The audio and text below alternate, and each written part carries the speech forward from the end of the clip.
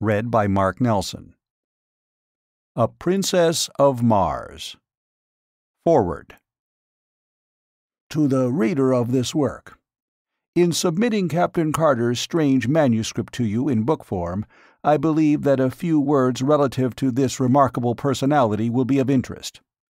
My first recollection of Captain Carter is of the few months he spent at my father's home in Virginia, just prior to the opening of the Civil War. I was then a child of but 5 years, yet I well remember the tall, dark, smooth-faced, athletic man whom I called Uncle Jack.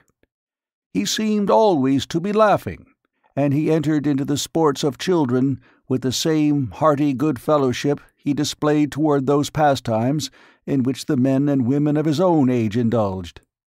Or he would sit for an hour at a time, entertaining my old grandmother with stories of his strange, wild life in all parts of the world. We all loved him, and our slaves fairly worshipped the ground he trod. He was a splendid specimen of manhood, standing a good 2 inches over 6 feet, broad of shoulder and narrow of hip, and with the carriage of the trained fighting man.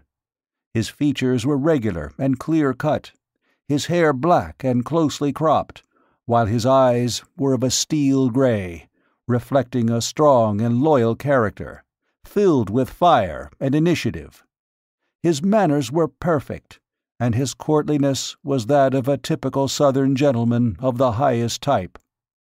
His horsemanship, especially after hounds, was a marvel and delight, even in that country of magnificent horsemen. I have often heard my father caution him against his wild recklessness, but he would only laugh, and say that the tumble that killed him would be from the back of a horse yet unfoaled. When the war broke out, he left us, nor did I see him again for some 15 or 16 years. When he returned, it was without warning, and I was much surprised to note that he had not aged, apparently, a moment, nor had he changed in any other outward way. He was, when others were with him, the same genial, happy fellow we had known of old. But when he thought himself alone, I have seen him sit for hours, gazing off into space, his face set in a look of wistful longing and hopeless misery. And at night he would sit thus, looking up into the heavens, at what I did not know, until I read this manuscript years afterward. He told us that he had been prospecting and mining in Arizona part of the time since the war, and that he had been very successful was evidenced by the unlimited amount of money with which he was supplied. As to the details of his life during those years, he was very reticent. In fact, he would not talk of them at all. He remained with us for about a year, and then went to New York, where he purchased a little place on the Hudson, where I visited him once a year on the occasions of my trips to the New York market, my father and I owning and operating a string of general stores throughout Virginia at that time. Captain Carter had a small but beautiful cottage, situated on a bluff overlooking the river, and during one of my last visits in the winter of 1885, I observed he was much occupied in writing, I presume now, upon this manuscript.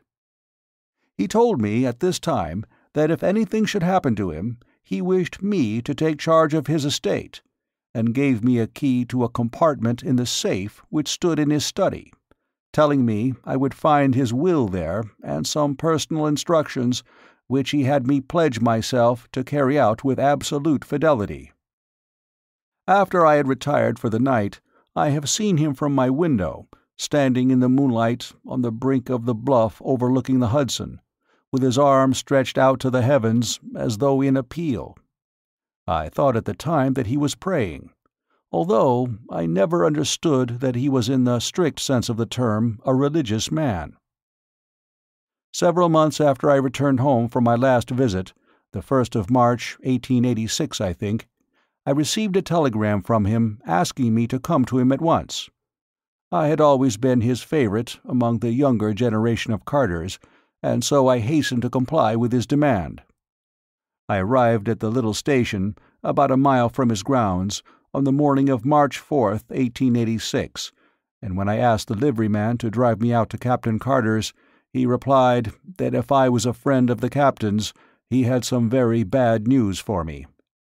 The captain had been found dead shortly after daylight that very morning, by the watchman attached to an adjoining property.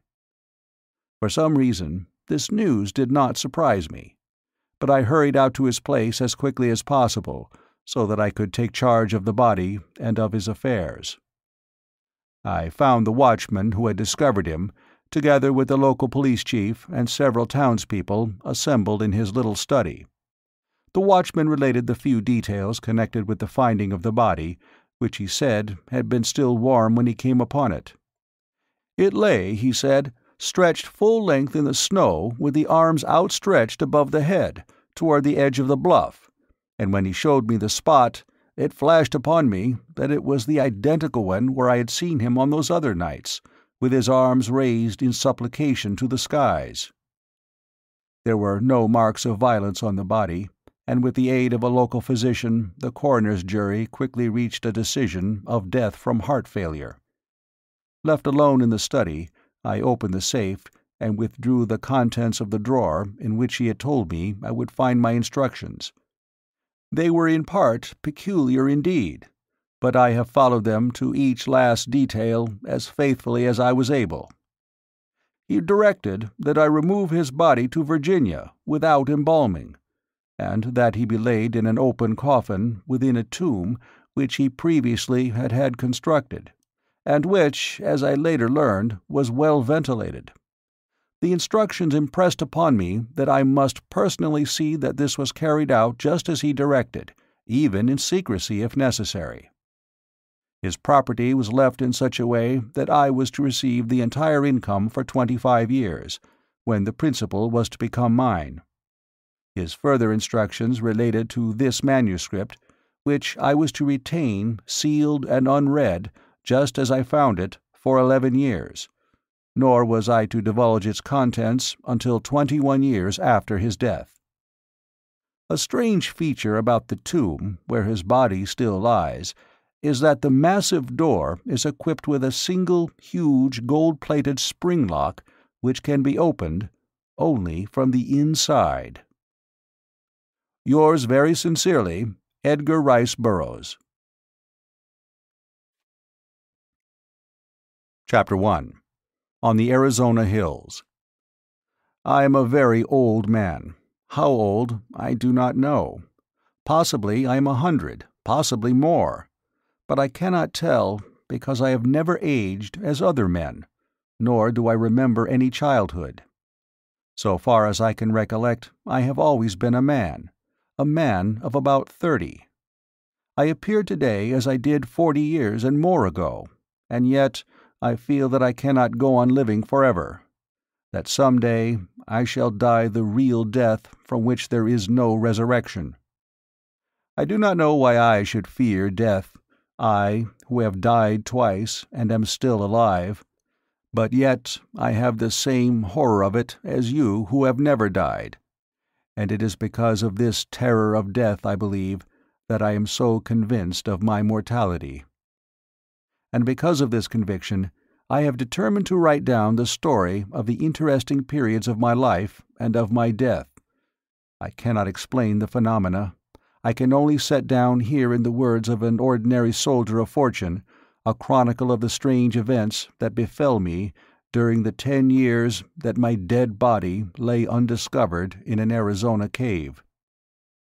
I have never told this story, nor shall mortal man see this manuscript until after I have passed over for eternity. I know that the average human mind will not believe what it cannot grasp, and so I do not purpose to be pilloried by the public, the pulpit, and the press, and held up as a colossal liar when I am but telling the simple truths which some day science will substantiate. Possibly the suggestions which I gained upon Mars, and the knowledge which I can set down in this chronicle, will aid in an earlier understanding of the mysteries of our sister planet. Mysteries to you, but no longer mysteries to me. My name is John Carter. I am better known as Captain Jack Carter of Virginia. At the close of the Civil War, I found myself possessed of several $100,000, Confederate, and a captain's commission in the cavalry arm of an army which no longer existed, the servant of a state which had vanished with the hopes of the South. Masterless, penniless, and with my only means of livelihood, fighting, gone, I determined to work my way to the Southwest and attempt to retrieve my fallen fortunes in a search for gold. I spent nearly a year prospecting in company with another Confederate officer, Captain James K. Powell of Richmond. We were extremely fortunate, for late in the winter of 1865, after many hardships and privations, we located the most remarkable gold-bearing quartz vein that our wildest dreams had ever pictured. Powell, who was a mining engineer by education, stated that we had uncovered over $1 million worth of ore in a trifle over 3 months. As our equipment was crude in the extreme, we decided that one of us must return to civilization, purchase the necessary machinery, and return with a sufficient force of men properly to work the mine. As Powell was familiar with the country, as well as with the mechanical requirements of mining, we determined that it would be best for him to make the trip. It was agreed that I was to hold down our claim against the remote possibility of its being jumped by some wandering prospector. On March 3rd, 1866, Powell and I packed his provisions on 2 of our burros, and bidding me good-bye, he mounted his horse and started down the mountainside toward the valley, across which led the first stage of his journey. The morning of Powell's departure was, like nearly all Arizona mornings, clear and beautiful. I could see him and his little pack animals picking their way down the mountainside toward the valley, and all during the morning I would catch occasional glimpses of them as they topped a hogback or came out upon a level plateau. My last sight of Powell was about 3 in the afternoon, as he entered the shadows of the range on the opposite side of the valley. Some half-hour later, I happened to glance casually across the valley, and was much surprised to note 3 little dots in about the same place I had last seen my friend and his 2 pack animals. I am not given to needless worrying, but the more I tried to convince myself that all was well with Powell, and that the dots I had seen on his trail were antelope or wild horses, the less I was able to assure myself.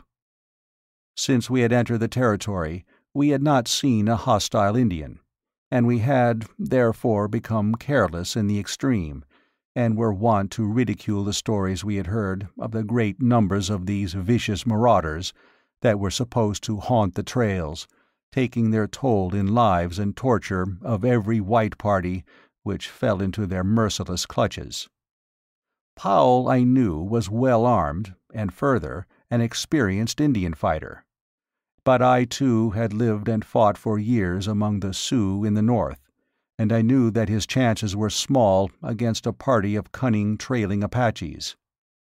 Finally, I could endure the suspense no longer, and arming myself with my 2 Colt revolvers and a carbine, I strapped 2 belts of cartridges about me and, catching my saddle horse, started down the trail taken by Powell in the morning. As soon as I reached comparatively level ground, I urged my mount into a canter and continued this, where the going permitted, until close upon dusk. I discovered the point where the other tracks joined those of Powell. They were the tracks of unshod ponies, 3 of them, and the ponies had been galloping. I followed rapidly until, darkness shutting down, I was forced to await the rising of the moon, and given an opportunity to speculate on the question of the wisdom of my chase. Possibly I had conjured up impossible dangers, like some nervous old housewife, and when I should catch up with Powell, would get a good laugh for my pains. However, I am not prone to sensitiveness, and the following of a sense of duty, wherever it may lead, has always been a kind of fetish with me throughout my life, which may account for the honors bestowed upon me by 3 republics and the decorations and friendships of an old and powerful emperor and several lesser kings, in whose service my sword has been red many a time. About 9 o'clock, the moon was sufficiently bright for me to proceed on my way, and I had no difficulty in following the trail at a fast walk, and in some places at a brisk trot, until, about midnight, I reached the water-hole where Powell had expected to camp. I came upon the spot unexpectedly, finding it entirely deserted, with no signs of having been recently occupied as a camp. I was interested to note that the tracks of the pursuing horsemen, for such I was now convinced they must be, continued after Powell with only a brief stop at the hole for water, and always at the same rate of speed as his. I was positive now that the trailers were Apaches, and that they wished to capture Powell alive for the fiendish pleasure of the torture. So I urged my horse onward at a most dangerous pace, hoping against hope that I would catch up with the red rascals before they attacked him.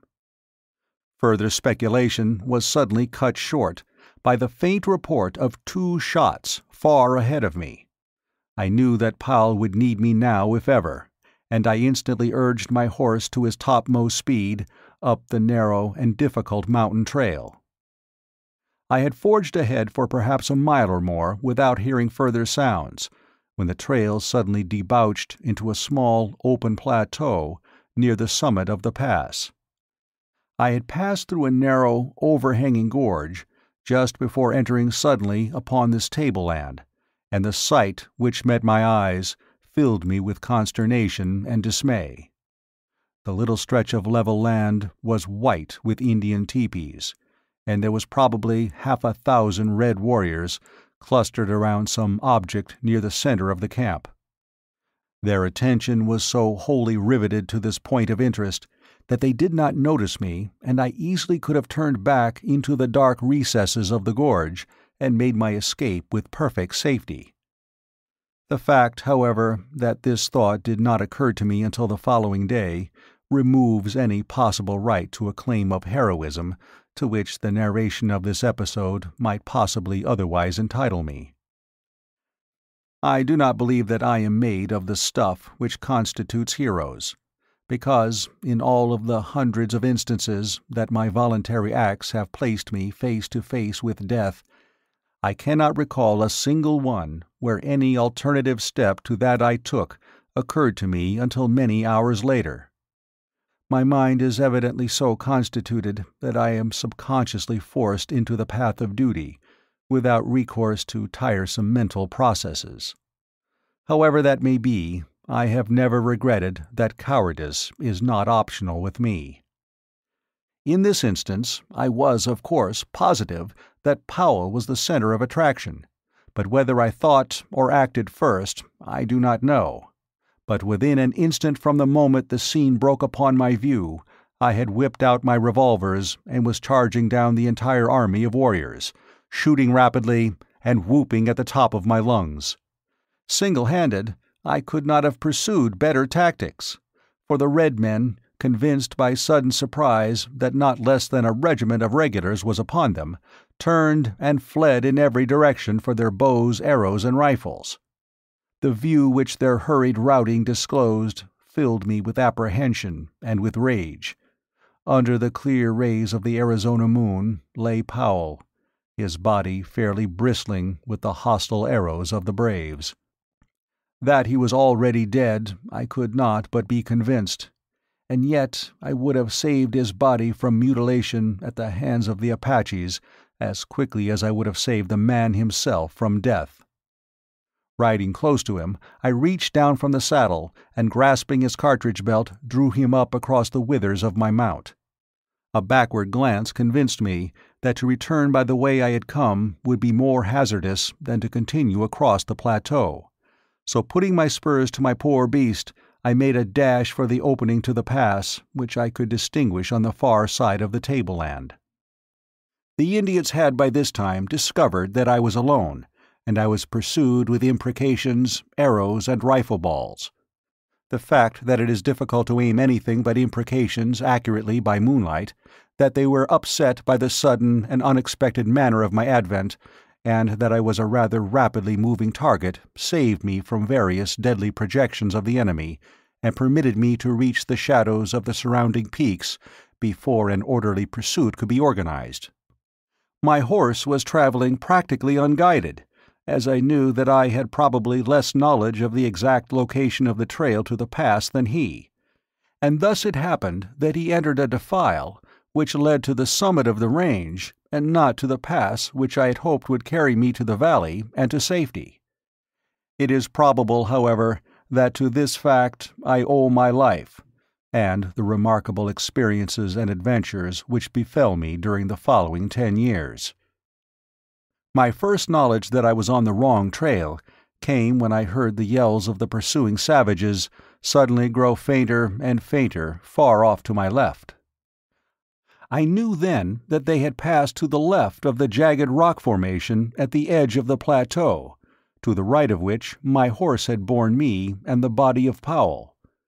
I drew rein on a little level promontory overlooking the trail below, and to my left I saw the party of pursuing savages disappearing around the point of a neighboring peak. I knew the Indians would soon discover that they were on the wrong trail, and that the search for me would be renewed in the right direction as soon as they located my tracks. I had gone but a short distance further when what seemed to be an excellent trail opened up around the face of a high cliff. The trail was level and quite broad, and led upward and in the general direction I wished to go. The cliff arose for several hundred feet on my right, and on my left was an equal and nearly perpendicular drop to the bottom of a rocky ravine. I had followed this trail for perhaps 100 yards when a sharp turn to the right brought me to the mouth of a large cave. The opening was about 4 feet in height and 3 to 4 feet wide, and at this opening the trail ended. It was now morning, and with the customary lack of dawn, which is a startling characteristic of Arizona, it had become daylight almost without warning. Dismounting, I laid Powell upon the ground, but the most painstaking examination failed to reveal the faintest spark of life. I forced water from my canteen between his dead lips, bathed his face, and rubbed his hands, working over him continuously for the better part of an hour, in the face of the fact that I knew him to be dead. I was very fond of Powell. He was thoroughly a man in every respect, a polished Southern gentleman, a staunch and true friend, and it was with a feeling of the deepest grief that I finally gave up my crude endeavors at resuscitation. Leaving Powell's body where it lay on the ledge, I crept into the cave to reconnoiter. I found a large chamber, possibly 100 feet in diameter and 30 or 40 feet in height, a smooth and well-worn floor, and many other evidences that the cave had, at some remote period, been inhabited. The back of the cave was so lost in dense shadow that I could not distinguish whether there were openings into other apartments or not. As I was continuing my examination, I commenced to feel a pleasant drowsiness creeping over me, which I attributed to the fatigue of my long and strenuous ride, and the reaction from the excitement of the fight and the pursuit. I felt comparatively safe in my present location, as I knew that one man could defend the trail to the cave against an army. I soon became so drowsy that I could scarcely resist the strong desire to throw myself on the floor of the cave for a few moments' rest. But I knew that this would never do, as it would mean certain death at the hands of my red friends, who might be upon me at any moment. With an effort, I started toward the opening of the cave, only to reel drunkenly against a side wall, and from there slip prone upon the floor. Chapter 2. The Escape of the Dead. A sense of delicious dreaminess overcame me. My muscles relaxed, and I was on the point of giving way to my desire to sleep when the sound of approaching horses reached my ears. I attempted to spring to my feet, but was horrified to discover that my muscles refused to respond to my will. I was now thoroughly awake, but was unable to move a muscle, as though turned to stone. It was then, for the first time, that I noticed a slight vapor filling the cave. It was extremely tenuous, and only noticeable against the opening which led to daylight. There also came to my nostrils a faintly pungent odor, and I could only assume that I had been overcome by some poisonous gas. But why should I retain my mental faculties and yet be unable to move, I could not fathom. I lay facing the opening of the cave, and where I could see the short stretch of trail which lay between the cave and the turn of the cliff around which the trail led. The noise of the approaching horses ceased, and I judged the Indians were creeping stealthily upon me along the little ledge which led to my living tomb. I remember that I hoped they would make short work of me, as I did not particularly relish the thought of the innumerable things they might do to me if the spirit prompted them. I had not long to wait before a stealthy sound apprised me of their nearness, and then a war-bonneted, paint-streaked face was thrust cautiously around the shoulder of the cliff, and savage eyes looked into mine. That he could see me in the dim light of the cave I was sure, for the early morning sun was falling full upon me through the opening. The fellow, instead of approaching, merely stood and stared, his eyes bulging and his jaw dropped. And then another savage face appeared, and a third, and a fourth, and a fifth, craning their necks over the shoulders of their fellows whom they could not pass upon the narrow ledge.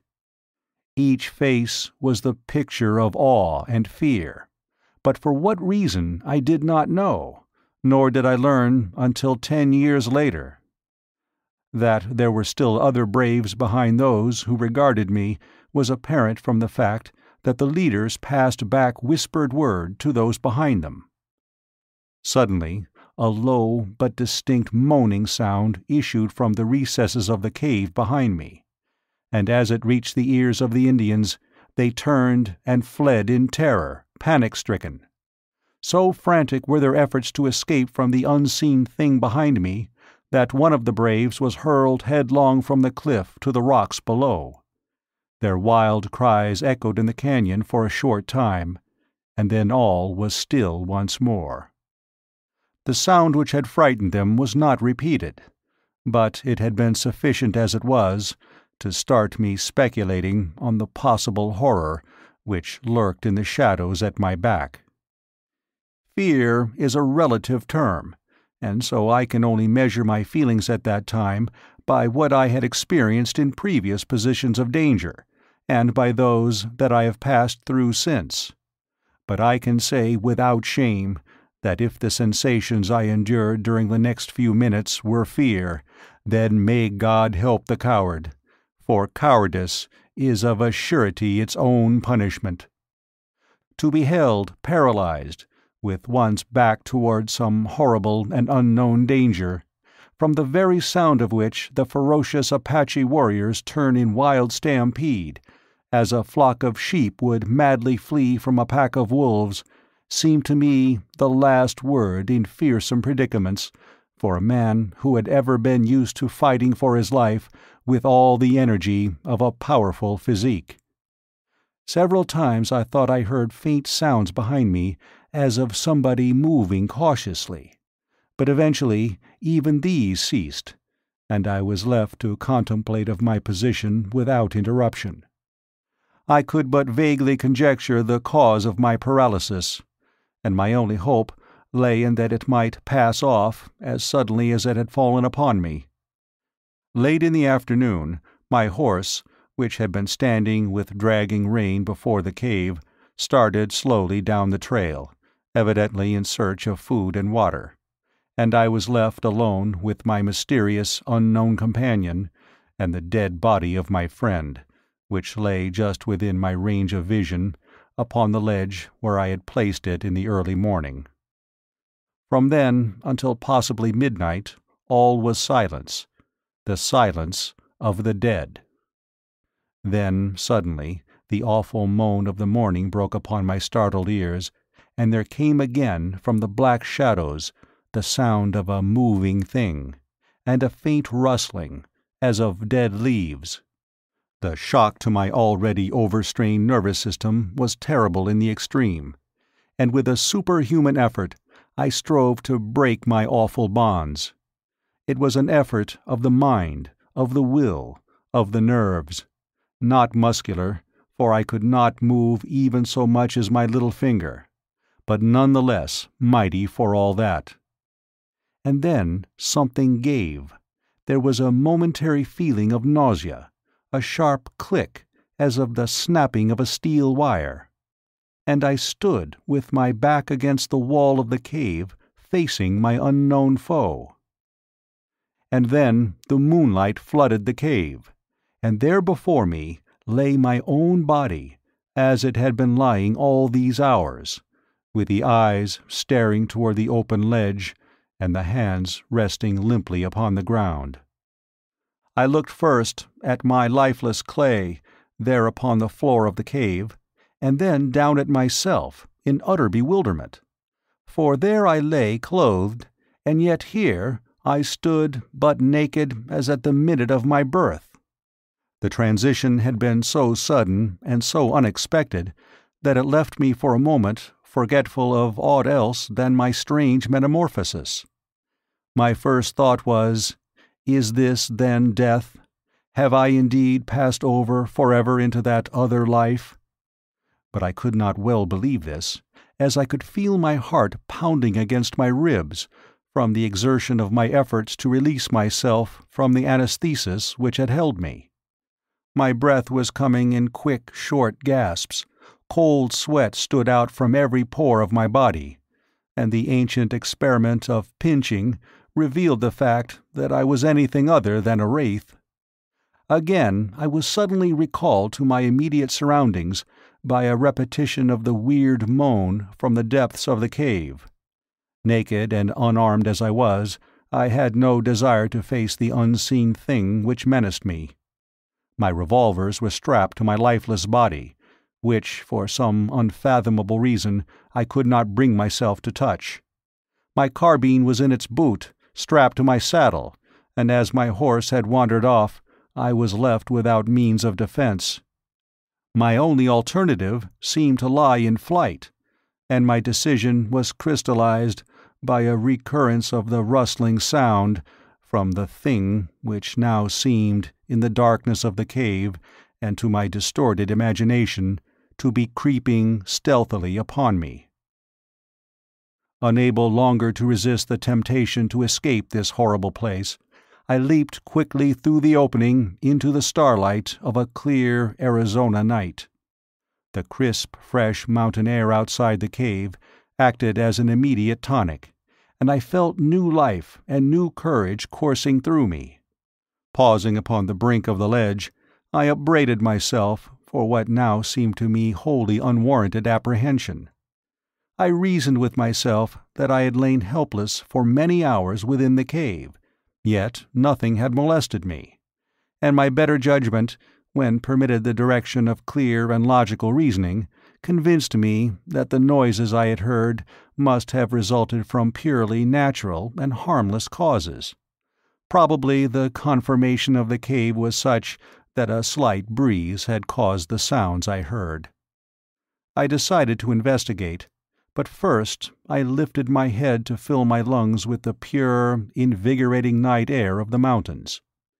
As I did so, I saw, stretching far below me, the beautiful vista of Rocky Gorge, the level, cacti-studded flat, wrought by the moonlight into a miracle of soft splendor and wondrous enchantment. Few Western wonders are more inspiring than the beauties of an Arizona moonlit landscape, the silvered mountains in the distance, the strange lights and shadows upon hogback and arroyo, and the grotesque details of the stiff yet beautiful cacti, form a picture at once enchanting and inspiring, as though one were catching for the first time a glimpse of some dead and forgotten world. So different is it from the aspect of any other spot upon our earth. As I stood thus meditating, I turned my gaze from the landscape to the heavens, where the myriad stars formed a gorgeous and fitting canopy for the wonders of the earthly scene. My attention was quickly riveted by a large red star close to the distant horizon. As I gazed upon it, I felt a spell of overpowering fascination. It was Mars, the god of war, and for me, the fighting man, it had always held the power of irresistible enchantment. As I gazed at it on that far-gone night, it seemed to call across the unthinkable void, to lure me to it, to draw me as the lodestone attracts a particle of iron. My longing was beyond the power of opposition. I closed my eyes, stretched out my arms toward the god of my vocation, and felt myself drawn with the suddenness of thought through the trackless immensity of space. There was an instant of extreme cold and utter darkness. End of Chapter 2.